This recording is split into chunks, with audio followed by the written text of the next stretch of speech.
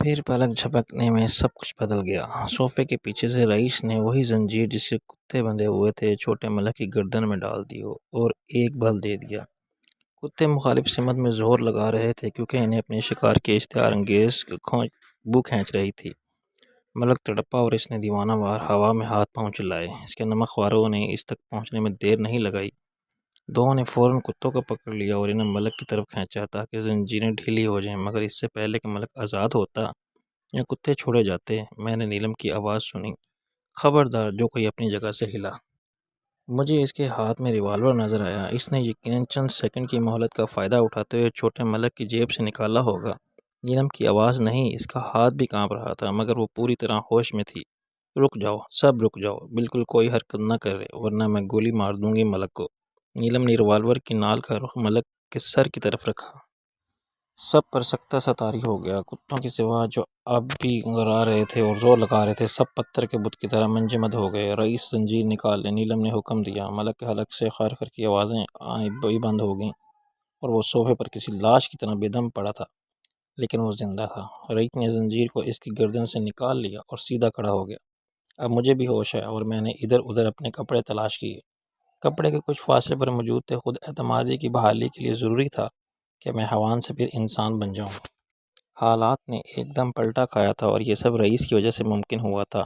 نیلم کی حاضر دماغی اور ہمت کی جتنی تعریف کی جائے کم ہے۔ چند سیکنڈ پہلے رونے دھونے اور خوف سے کانپنے والی لڑکی ریوالور یوں ہاتھ میں تھامے کھڑی تھی جیسے کوئی فاتح جنرل کسی شکست خوردہ فوج کے سپہ سالار سے ہتھیار ڈلواتا ہے۔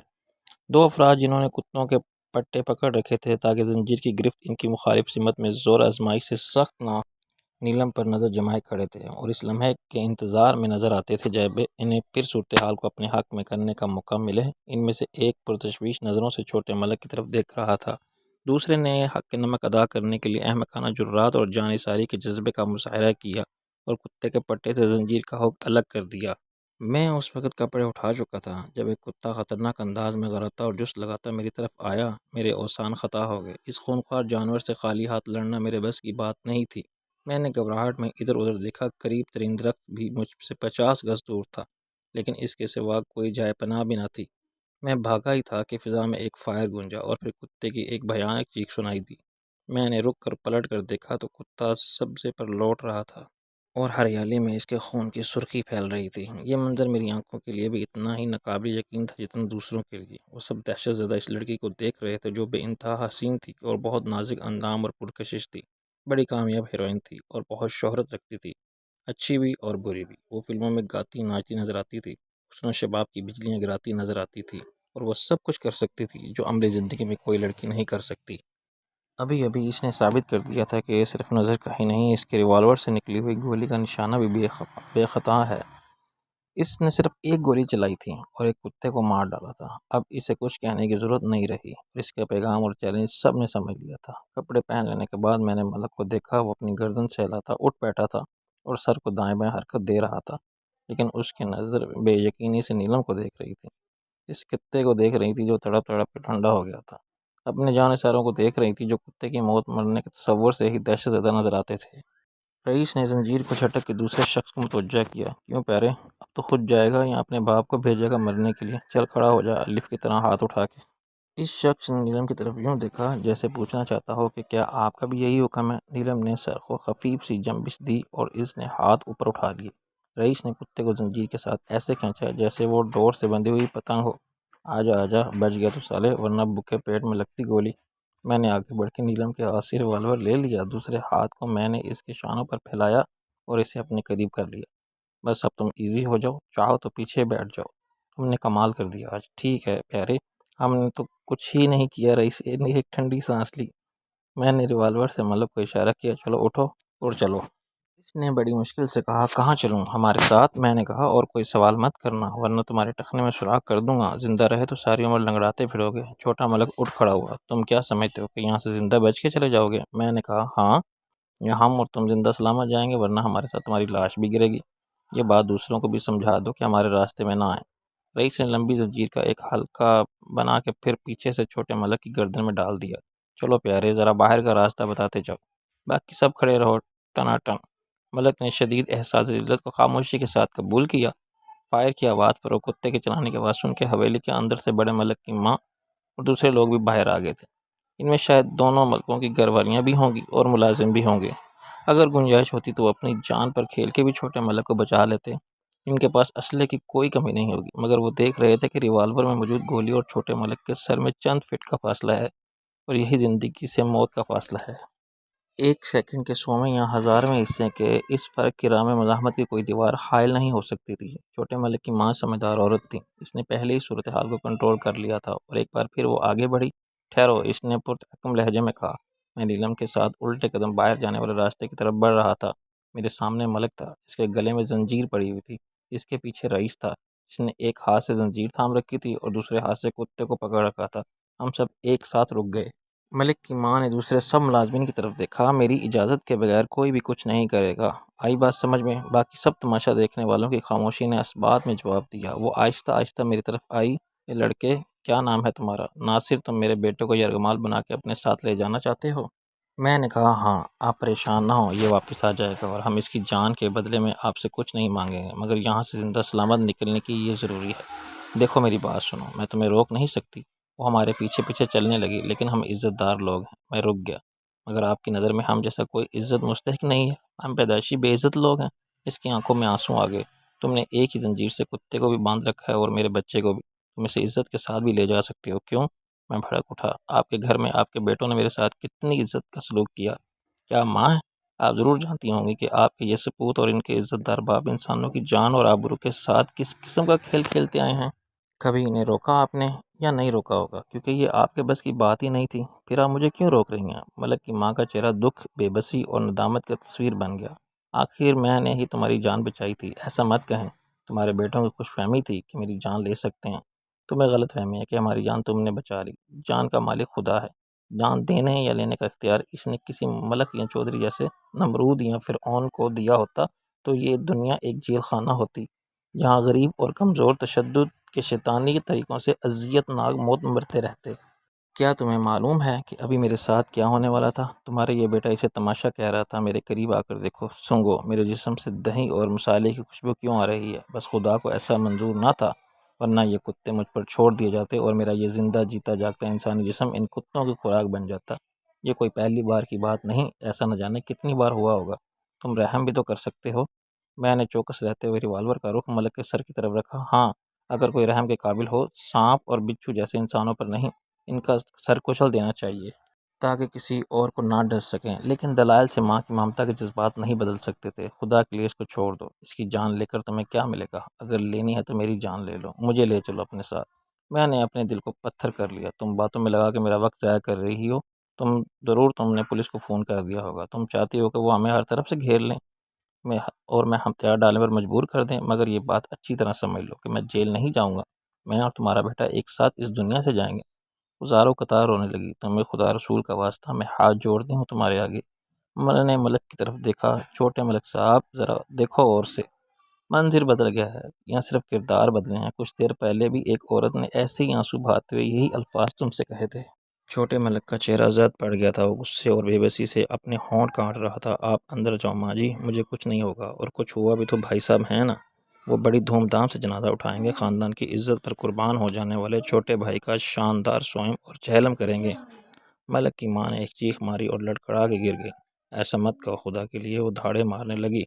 ملک اس طرف بڑا ہی تھا کہ رئیس نے زنجیر کو جھٹکا دیا۔ ابے آگے چل، بڑھیا کو کچھ نہیں ہوا، ایسے ڈرامہ کر رہی ہے۔ چھوٹے ملک نے اسے غرا کے گالی دی اور ایک لات ماری جو رئیس کے پیٹ میں لگی۔ رئیس نے در سے دھورا ہو گیا، اس کے ہاتھوں سے زنجیر چھوٹ گئی۔ خونخوار کتا بے قابو ہو کے میری طرف لپکا اور وہ بھوکا تھا اور انسانی گوشت کی خوشبو اسے پاگل کر رہی تھی۔ ملک کی گردن زنجیروں کے حلقے سے آزاد ہو گئی۔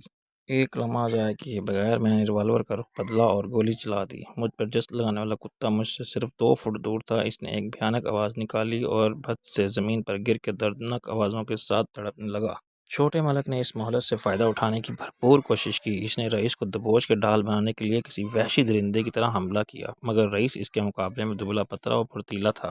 وہ ملک کی ٹانگوں میں گھس گیا۔ ملک منہ کے بل گرا اور پھر اٹھا تو میں نے ریوالور کا دستہ گھما کے اس کے منہ پر مارا۔ ملک کے حلق سے ایک کراہ نکلی۔ خون اس کی ناک سے اور ہونٹوں کے کناروں سے رسنے لگا۔ سیدھی طرح باہر چل ملک زادے۔ میں نے کہا پھر کوئی حرکت کی ایسی ویسی تو تیسری گولی سے مارا جائے گا کتے کی طرح۔ رئیس نے اسے دھکا دیا اور ملک پھر آگے چلنے لگا۔ اس کی گاڑی گیراج میں کھڑی ہوئی تھی۔ رئیس نے دروازہ کھولا اور اسے ڈرائیور کی جگہ بٹھا دیا۔ گاڑی میں چابیاں پہلے سے لگی ہوئی تھیں۔ چند قدم دور کھڑے ہوئے وردی والے ڈرائیور نے اس منظر کو انتہائی حیرت اور خوف سے دیکھا۔ وہ گن مین بھی تھا مگر اس نے مداخلت کی کوشش نہیں کی۔ اگر اسے ملک سے کوئی پرانا بدلہ چکانا ہوتا تو وہ اس موقع سے فائدہ اٹھا سکتا تھا۔ وہاں جان نثاری کا مظاہرہ کرتے ہوئے ملک کو ہمارے قبضے سے چھڑانے کی کوشش کرتا، لیکن اس کے نتیجے میں ملک اپنی جان سے جاتا۔ دیگر جان نثار بھی اس لیے دبکے رہے کہ ملک کو کچھ ہوا تو الزام بہرحال ان کو دیا جائے گا، بہادری ان کی تفسیر بن جائے گی۔ اس کے علاوہ یہ خطرہ اپنی جگہ تھا کہ کسی مداخلت کرنے والے کا انجام وہی ہوتا جو وفادار کتوں کا ہوا ہے۔ اس میں ایک گولی اس پر بھی خرچ کر دوں۔ میرے اشارے پر ڈرائیور کسی روبوٹ کی طرح چلتا ہوا آیا۔ حکم فرمائے جناب علی، اس نے ڈرتے ڈرتے کہا اور ملک کی طرف دیکھا۔ میں نے کہا اندر جاؤ اور دونوں معزز خواتین کو لے آؤ جو ملک صاحب کی مہمان تھیں۔ وہ جی مجھے کچھ پتہ نہیں ہے اور اجازت نہیں اندر جانے کی، وہ ہکلانے لگا۔ اس کا ہکلانا ایک معذوری تھی۔ چھوٹے ملک کی ماں خود ہی اٹھ کے آ گئی، میں لاتی ہوں ان کو۔ میں نے کہا کوئی چالاکی مت دکھانا، ہمیں تو رونے والا کوئی نہیں ہے، ایسا نہ ہو کہ تمہارا دو میں سے ایک ہی بیٹا رہ جائے۔ نہیں، میں وعدہ کرتی ہوں کوئی کچھ نہیں کرے۔ وہ کانپتی آواز میں بولی اور سسکیاں لیتی اندر چلی گئی۔ مائیں بڑی مظلوم ہوتی ہیں، سکھ کے سپنے دیکھتے ہوئے بڑے دکھ اٹھا کے بیٹوں کو پالتی ہیں، مگر جب اولاد کی جوانی کے ساتھ ان کا بڑھاپا آتا ہے تو ملک جیسے بیٹے ان کی جھولی میں اور دکھ ڈال دیتے ہیں۔ وہ اتنی بے بس ہوتی ہیں کہ پھر بھی الزام اپنے آپ کو دیتی ہیں۔ شادو اور نیلم کے آنے تک انتظار کے چند منٹ میرے اعصاب پر چند گھنٹوں سے زیادہ بھاری ثابت ہوئے۔ مجھے ایک ڈر یہ تھا کہ بڑا ملک نہ آ جائے۔ وہ یقیناً گھر میں موجود نہیں تھا ورنہ خون خرابہ ضرور ہوتا۔ اسے اپنے غصے پر قابو نہیں تھا، مگر اس کے باوجود میں یہ سمجھتا تھا کہ چھوٹا ملک زیادہ خطرناک ہے۔ بڑا بھائی جیسا تھا ویسا ہی نظر آتا تھا، مگر چھوٹے کی شخصیت پرفریب تھی۔ وہ چالاک اور کمینہ پرور بھی تھا۔ مجھے یہ خطرہ بھی تھا کہ کسی کی بے وقوفی سے بنا بنایا کھیل نہ بگڑ جائے۔ میں کشت و خون نہیں چاہتا تھا، نہ میں خود مرنا چاہتا تھا اور نہ ملک کو مارنا چاہتا تھا۔ اس کی ماں ابھی تک ضبط اور حوصلے سے کام لے رہی تھی، مگر یہ ہو سکتا تھا کہ جذباتی ہو کے وہ ملازموں پر چلانے لگے کہ بے غیرو تم نمک حرامو، لعنت تمہاری مردانگی پر اور تمہاری جوانی پر، اسلحہ رکھ کے چوڑیاں پہن لو، ایک لونڈا میرے بیٹے کو اور تمہارے مالک کو اغوا کر کے لے جا رہا ہے اور تم کھڑے ایک دوسرے کا منہ دیکھ رہے ہو۔ مجبور ہو کے یا مشتعل ہو کے وفادار جان کی بازی لگانے آ جاتے تو میرے ریوالور کی باقی 4 گولیوں سے ملک سمیت 4 افراد ضرور مارے جاتے، مگر جب لاشیں گنی جاتی تو ان سب میں ہمارے چلتی جسم بھی شامل ہوتے۔ یہی حالت رئیس کی تھی۔ وہ پرسکون نظر آنے کی کوشش کر رہا تھا، مگر میں جانتا تھا کہ اندر سے وہ کتنا خوف زدہ اور پریشان ہوگا۔ بلا شبہ جوش میں اس نے ناقابل یقین جرأت کا مظاہرہ کیا تھا اور میں بجا طور پر اس کی دوستی پر ناز کر سکتا تھا، لیکن اب صورتحال کی سنگینی کا اندازہ کرنے سے رئیس خان کے بھی ہوش گم تھے۔ اس نے بے چینی سے میری طرف دیکھ کر سرگوشی کی۔ یار یہ کیا ہو رہا ہے پیارے؟ میں نے کہا جو ہو رہا ہے خاموشی سے دیکھتا رہ۔ ابے یار قسم اللہ کی بڑا ڈر لگ رہا ہے۔ ابے مجھے کہیں اندر انہوں نے شادو اور نیلم کو مرگیال بنا لیا۔ پھر مرگیال نہیں، جاہل کی اولاد، یرغمال۔ ابے ہاں وہی۔ بڑھیا نے کہا کہ تم ملک کو چھوڑ دو، پھر چھوڑوں گی میں انہیں، اور تم نے اسے مارا تو میں ان دونوں کو مار دوں گی۔ میں نے کہا ڈر تو مجھے بھی ہے، ہم دشمن کے قلعے کے اندر ہیں اور ہمارے پاس کیا ہے، صرف 4 گولیاں۔ رئیس نے کہا ابے یار میں اس کی بندوق نہ لے لوں؟ یہ جو وردی پہنے بت بنا کھڑا ہے ملک کا شوفر، مجھے یہ آئیڈیا پسند ہے۔ میں نے ایک لمحے کے لیے ملک کی طرف دیکھا۔ وہ ونڈو سکرین کے پار خلا میں نہ جانے کیا دیکھ رہا تھا۔ شاید بڑے ملک صاحب کی راہ دیکھ رہا تھا کہ وہ اچانک آ جائیں تو جنگ کا نقشہ بدل سکتا ہے، یا کسی کے فون پر مسلح پولیس کے کمانڈو سے پہنچ جائیں تو ایک پستول کے بل پر خود کو فیلڈ مارشل سمجھنے والا چوہے کی طرح پکڑا جا سکتا ہے۔ میں نے ریوالور کا رخ ڈرائیور کی طرف کرنے سے پہلے اپنا بوجھ گاڑی کے دروازے پر ڈال دیا تھا کہ ملک آسانی سے باہر نہ آ سکے۔ یہ گن نیچے رکھ دو اور 10 قدم پیچھے وہیں چلے جاؤ جہاں پہلے کھڑے تھے۔ سر جی، ڈرائیور نے سنجیدگی سے کہا، یہ گن نہیں کلاشنکوف ہے۔ ابے یہ تیارہ شکن توپ ہے نا، تب بھی تو تجھے کیا؟ رئیس نے اب اسے ڈانٹا۔ انگریزی میں سب کو گن کہتے ہیں۔ اس نے یہ دلیل تسلیم کر لی۔ رئیس نے کلاشنکوف اٹھا ہی تھی کہ اندر سے نیلم اور شادو ایک ساتھ نمودار ہوئیں۔ نیلم کے مقابلے میں شادو کی حالت ابتر تھی اور اسے ایک طرف سے نیلم نے سنبھال رکھا تھا اور دوسری طرف سے ملک کی ماں نے سہارا فراہم کیا تھا، اور اس کے باوجود وہ کراہتی ہوئی یوں چل رہی تھی جیسے اس کا نچلا دھڑ مفلوج ہے۔ ملک کی ماں کا اندازہ مصلحانہ تھا۔ وہ بیٹے کی خاطر بھرپور تعاون کے جذبے کا مظاہرہ کر رہی تھی۔ اس امید کے اس جذبہ خیر سگالی کے جواب میں ہمارے انتقامی جارحانہ رویے میں لچک پیدا ہو جائے۔ نیلم نے آہستگی سے شادو کو ایک دروازے سے پچھلی سیٹ پر بٹھا کے آگے دھکیلا اور پھر کھڑکی کے ساتھ خود بیٹھ گئی۔ دوسری طرف بیٹھ کے میں نے دروازہ بند کر لیا تو رئیس بھی کلاشنکوف کا رخ اہل خانہ کی طرف رکھتے ہوئے الٹے پاؤں آیا اور ملک کے ساتھ اگلی سیٹ پر بیٹھ گیا۔ چلو، میں نے ملک سے کہا اور صرف اسے دہشت زدہ کرنے کے لیے ریوالور اس کی گدی سے لگا دیا۔ اس کی سرد نالی کے شفاف لمس نے یقیناً ملک کی رگوں میں دوڑنے والے گرم خون کا ابال ختم کر دیا ہوگا۔ میں نے اپنے پیچھے دم بخود افسردہ اور بیچارگی کے دکھ میں مبتلا لوگوں کو دیکھا، جن میں ملک کی ماں کے علاوہ خاندان کی اعلی نسب خواتین تھیں، ان کی اولاد بھی تھی اور ان کے ٹکڑوں پر پلنے والے ملازم تھے۔ ان سب کی آنکھوں میں غصہ تھا، بے بسی کی ندامت تھی اور ایک التجا تھی کہ ہم چھوٹے ملک کو وہ سزا نہ دیں جو وہ آج تک اپنے آباء و اجداد کی روایت کے مطابق دشمنوں اور خطا کاروں، سرکشی کرنے والوں اور بے گناہ پکڑے جانے والوں سب کو غیر انسانی بے حسی کے ساتھ دیتا آیا ہے۔ معلوم نہیں ایسا کیوں ہوتا ہے، جب کسی خونی یا قاتل کو انصاف کے تقاضوں کے مطابق موت کی سزا دی جاتی ہے تو اس کے لیے لوگوں کے دل میں رحم کے جذبات جاگ اٹھتے ہیں۔ لوگ بھول جاتے ہیں کہ جب ان کا وقت تھا تو انہوں نے کسی پر رحم نہیں کیا تھا۔ گاڑی گیٹ تک پہنچی تو سیکیورٹی گارڈ نے سلام کرتے ہوئے گیٹ کھول دیا، کیونکہ گاڑی چھوٹے ملک صاحب کی تھی اور وہ اسے خود چلا رہے تھے۔ باہر آتے ہی میرے اعصاب پر سے خوف کا وہ دباؤ ہٹ گیا جو اندر سے مجھے کمزور کرتا تھا۔ میں نے ایک دم فتح ہونے والے عزم اور کامیابی سے ملنے والے اعتماد کی طاقت کو اپنے جسم میں برقی رو کی طرح دوڑتا ہوا محسوس کیا۔ نیلم نے مسکرا کے میری طرف حوصلہ افزا نظروں سے دیکھا تو مجھے اس کے چہرے پر بھی سکون نظر آیا۔ عذاب جیسے بھی تھا، زور و ستم جتنا بھی تھا، امتحان برداشت کا کیسا بھی تھا، ہم نے ایک کے ساتھ ایک دوسرے کے لیے تحفظ اور سلامتی کی ضمانت کو مقصد بنا کے جدوجہد کی تھی۔ کسی نے صرف اپنی جان بچانے کا نہیں سوچا تھا، کوئی خود غرض یا بزدل ثابت نہیں ہوا تھا۔ شادو کا سر سیٹ کی پشت سے لگا ہوا تھا مگر وہ خود بخود جھک کر مجھ پر آ گئی تھی۔ اس کا سر میرے شانے پر ٹک گیا تھا، اس کی آنکھیں بند تھیں اور وہ کبھی کرانے لگتی تھیں یا اس کا بدن کانپنے لگتا تھا۔ اس کے قریب سے گزرے ہوئے وقت کے ان گنت مہربان لمحوں کی خوشبو پھوٹ رہی تھی جو یادوں کے تار چھیڑتی تھی تو دل کے زخم سلگتے تھے۔ سڑک پر ساتھ دوڑنے والی ایک گاڑی میں کیسٹ چل رہا تھا۔ لتا نے اپنی سحر آفریں آواز میں میرے خیالات اور جذبات کی ترجمانی کی۔ یہ کہاں آگے ہم یوں ہی ساتھ چلتے چلتے، اور میں نے شادوں کے چہرے پر آ جانے والے بالوں کو نرمی سے ہٹا کے سوچا، ہم چلے کہاں سے تھے؟ نیلم نے میرے ہاتھ پر اپنا ہاتھ رکھا۔ پریشان ہونے کی ضرورت نہیں، یہ ٹھیک ہو جائے گی۔ میں نے اس کے ہمدردانہ لہجے سے تسلی محسوس کی۔ تم جھوٹ تو نہیں بول رہی ہو؟ مجھے بہلانے کے لیے ہم اسپتال چلتے ہیں، تمہیں ڈاکٹر خود بتا دیں گے۔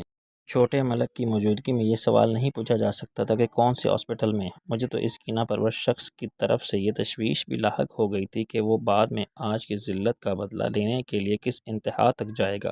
مجھے یقین تھا کہ اب تک اس کے اغوا کیے جانے کی اطلاع پولیس کو فراہم کر دی گئی ہوگی۔ وہ معمولی آدمی نہیں تھا۔ میں نے اسے اغوا کرنے کے جرم میں پکڑا جاتا تو میرا انجام عبرت ناک ہوتا۔ نیلم کو اپنے تعلقات کی بنا پر تحفظ حاصل تھا تو شادو کو اپنی پوزیشن کے باعث۔ صرف میں اور رئیس ہی تھے جن کا خدا کے سوا کوئی نہ تھا۔ ملک میری ہدایات کے مطابق گاڑی دائیں بائیں دوڑاتا جا رہا تھا۔ اس نے ہم سے کوئی سوال نہیں کیا تھا اور ہمیں کوئی دھمکی نہیں دی تھی۔ ہمارے مقابلے میں وہ زیادہ پرسکون اور پر اعتماد تھا۔ وہ جانتا تھا کہ ہم نے اسے صرف ڈھال کے طور پر استعمال کیا ہے۔ ہم اسے کسی ایرے غیرے کی طرح مار کے اس کی لاش کو دریائے راوی میں نہیں پھینک سکتے اور غائب بھی نہیں کر سکتے۔ اس کے پیچھے ایک بار شوق فیملی کی طاقت تھی جس کے سامنے قانون بھی بے بس ہو جاتا تھا۔ گورنر ہاؤس کی طرف جاتے ہوئے میں نے الٹے ہاتھ کی طرف سڑک پر گاڑی رکوا لی۔ اس سڑک سے بہت کم ٹریفک گزرتی تھی۔